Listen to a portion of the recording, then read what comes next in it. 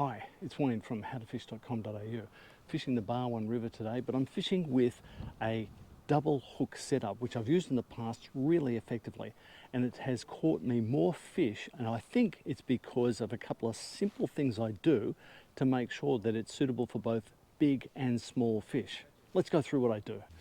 The rig that I'm using now is a running burley cage. If you've seen any of my videos before, you'll know that I use burley a lot. That acts as my sinker, and that's also my fish attracting system. So it's got burley in there now. Okay, that burley will explode out when I cast in. It'll sink to the bottom. Some of the burley will fall out on that as it goes down the water column. So it'll be sifting into the water, attracting fish up, and then some of it will land on the bottom. So if I'm casting accurately, I can build up some on the bottom and have the fish waiting for me as I cast in. Below that, so that's running, below that I have a size 2 hook with now what is a dirty piece of, of prawn on it.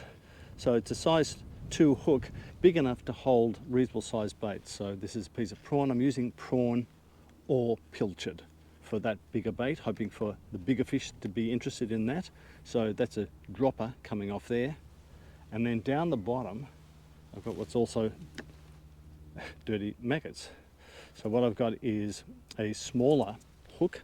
This is a size 10 hook with about 5 maggots on it. And I'll change between maggots and chicken depending on which is working best. So one thing, always have more than one bait so you've got options to change if the fish don't like what you're presenting at the time. And the other thing is I always recommend having some sort of attraction system for fish. In this case for me, it's burley, and I swear by burley. Okay, so let's get this out there and see what will happen. Okay, I'll turn this around so you can see my cast. Try to get the lens out of the sun. I hope this comes out okay. Right. What I'm doing now is I'm casting to a spot. I've had a few casts in already to the same spot. The reason for that, I want all the burley in one area, so the fish will come to that one area, and that's where my bait will be. Now as I cast in, okay, I've just lined it up with some trees over the other side so I know that I'm casting in that same direction. Put the rod down.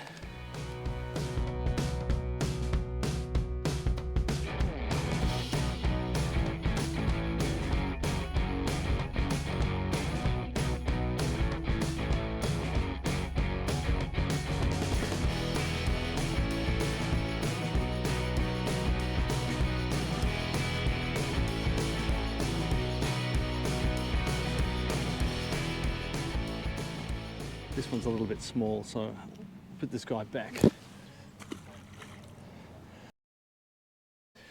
Now what has happened is that I can't get my bait to stay in the same place.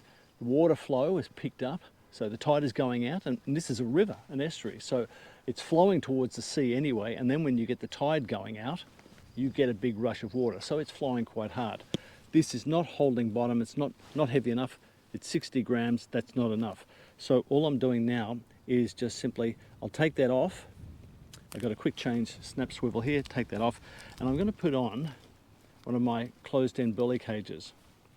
So I'll put that on, and the great thing about having a snap swivel on there is the fact that you can change very quickly. Now what I'll do now is, this thing here only has a 20 gram weight on it, very light. So what I've done is I've put some ball sinkers in there to give it more weight. So this now weighs about 70 or more grams, which should hold bottom reasonably well. And instead of putting the powdered burley in there, what I'm going to do is put my micro pellets in there. So just these little micro pellets designed to come out of the holes of that burley cage. And so what they'll do is they'll filter through the water column just like the other ones did, what the other burley does, but this time round I've got a closed-end cage so that I can put those extra weights in, and it's a great way of managing the weight so that something can hold. If you've got too much flow or you need to cast a long way, sometimes you need to put more weight on.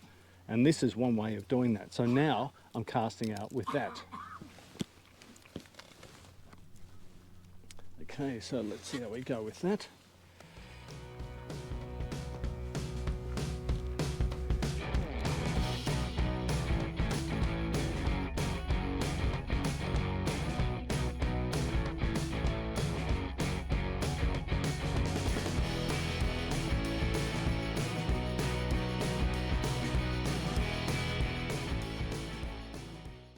Wow, and okay, so the bites happen straight away.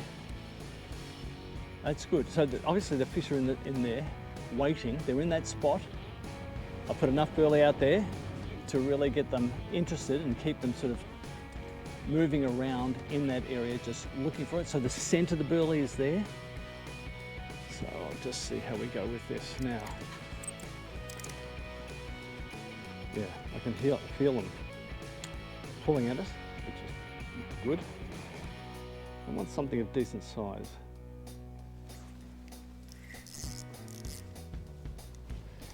So did I strike into that? Yeah, I've got something. And now because the water's flowing, they're using that resistance. They're using the flow of the water against me. So they're basically trying to, obviously they want to get away, but what they do is they swim downstream and the force of the water adds more weight to them. And, oh my goodness, I got a double header. So this is what can happen, a double header. Not bad, hey?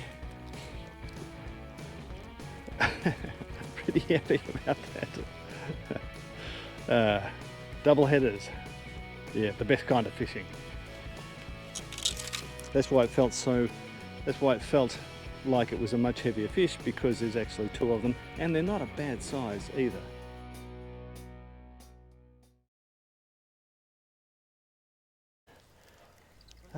The response today has been fantastic. The fish have been really good. Fighting well. Okay, so there we go. Okay, another nice mullet. Last one for the day, okay.